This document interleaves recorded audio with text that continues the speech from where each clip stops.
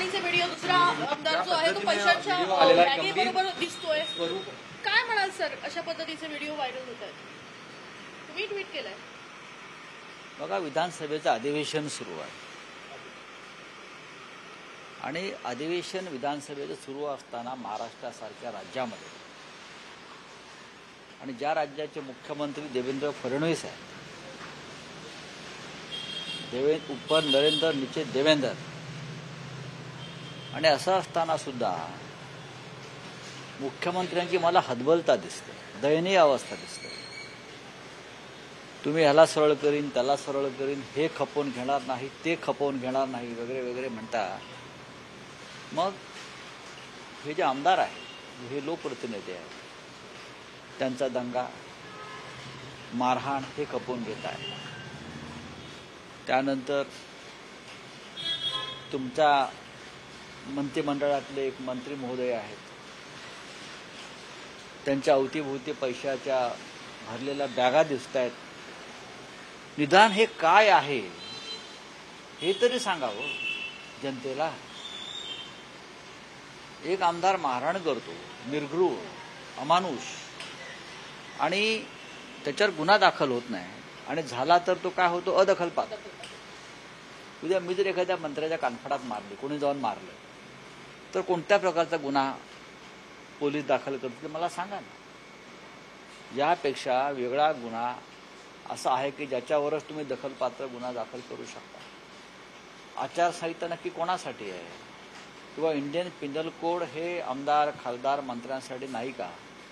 आणि असं तर ती विरोधी पक्षाच्या आमदार, खासदारांसाठीच आहे का?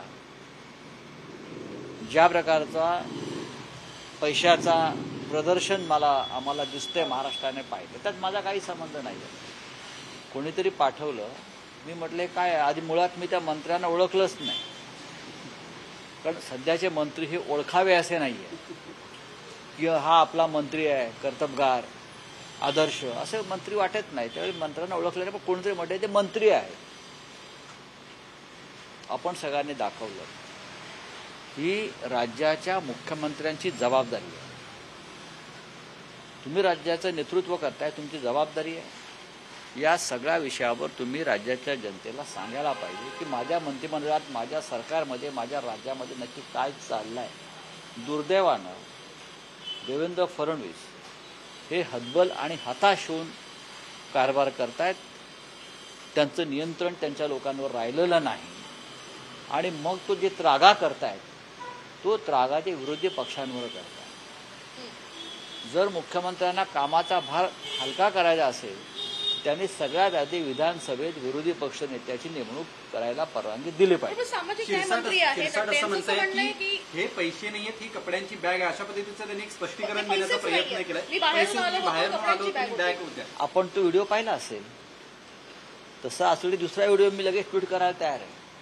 अजून काही पुरावे किंवा बॉम्ब गोळे आहेत? नाही, ती जर पैशाची बॅग कोणाला दिसत नसेल तर पैशाच्या इतर बॅगांचे व्हिडिओ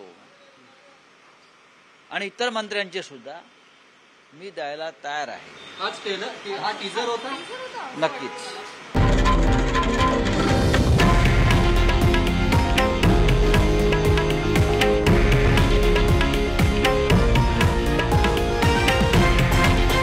हे आहे देशातील नंबर 1 न्यूज नेटवर्क आणि आपण पाहत आहात TV9 मराठी, एकमेव.